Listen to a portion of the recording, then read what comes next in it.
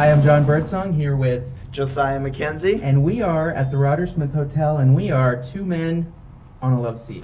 That's right, and you're about to hear a show that is going to blow your ears. And we're here talking about innovation and new ideas, big ideas, cool ideas. Over the past year, what kind of stuff have you been working on? Yeah, I mean, I do most of the art documentation here at the hotel. So we had a project this year called The Window at 125, which is spearheaded by Danica Drutman and John. Basically, it was an old strip club, which most people don't know. I'm telling you here. I think it might have been called Dangerous Curves. Am I right, John? I think so. There might have been another name, but let's just call it. At one point, it was Dangerous Curves. Dangerous Curves. So, so there's an interesting history of performance, I'd say, in the space. But it was basically, a rundown kind of storefront, and John had the idea to build a window box there. I mean, it's about, I'd say it's about the size of the box that we're in right now, and that's it. So it's pretty tiny. Cozy, get to know people well. Yeah.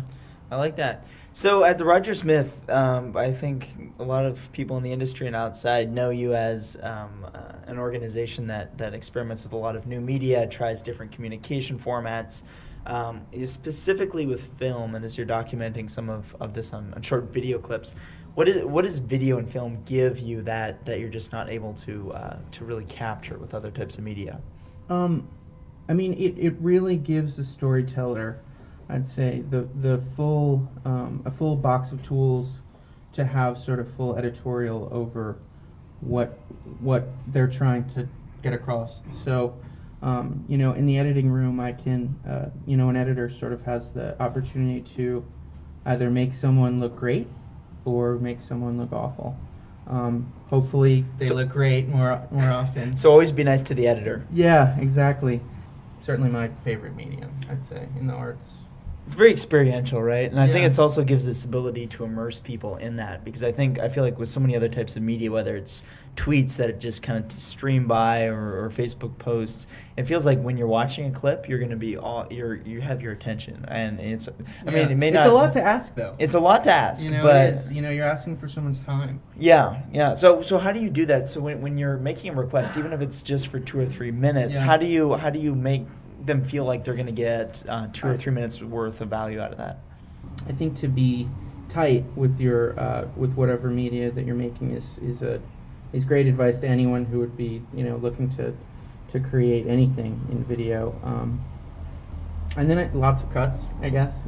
Keeping things moving. In just 2 minutes, is it possible to create some sort of storyline where you can take them through a little bit of character development, or is it only strictly capturing what's there? I think you can do a lot in 2 minutes with narrative, as far as character development. I think you can do a lot in 30 seconds if you think about, the typical ads you see. I mean, we're about to see all these Super Bowl ads, It's like, it's amazing what you can do in 30 seconds. I mean, you can do a lot. Yeah, absolutely. And it feels like the trend is kind of moving towards shorter and shorter, Yeah. almost soundbite content. Yeah. You see like Vine from Twitter, where it's, 6 seconds of a video clip, and Wow. it just kind of repeats. And part of me wonders that, are we moving too much to a culture of just sound bites as opposed to a long form kind of? Sometimes it feels like I can't focus for, more than a few minutes at a time. So, I mean, I think that's exciting. I like the idea of having, there's all this independent content out there that 15, 20 years ago, I mean, it would have been impossible to to create some of the stuff that we're seeing, whether it's on YouTube or, I mean, I think about, you're just talking about 6 seconds. I think about 5-second films, which is like, I mean, that's what it is, and they're hilarious, and that's it. It's there's an entire story done in 5 seconds, and the rest is sort of left up to your imagination. But yeah, I don't know. I'm excited by that. I don't think that's a bad thing. Right, and you can always match the media format to the delivery channel, right? And I think that's where like you're doing at Roger Smith, we almost have kind of this content empire where you're putting up some stuff up on Facebook, and maybe something's on Tumblr, maybe you have something up on YouTube, but you can match that. So maybe you transcribe the author conversation out, and it's a 1,500 word article, or it's Right. like a snippet that's a teaser for that content.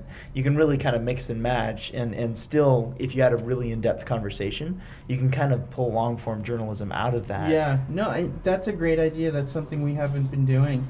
I think that's really interesting. That sort of crosses the barrier of video and print, and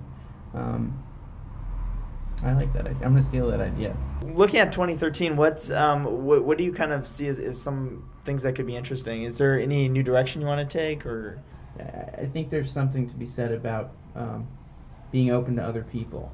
So, yeah, that's my advice. That's good. You've heard it from the Zen Master. Two guys on a couch and love seat. Love seat. That's right. How could I forget? How could I forget love seat? It's definitely a love seat. Just got to keep spreading the love. So that's it for another episode of RS Radio. I'm Josiah Mackenzie and John Birdsong. And we'll see you on the next show. Thank you.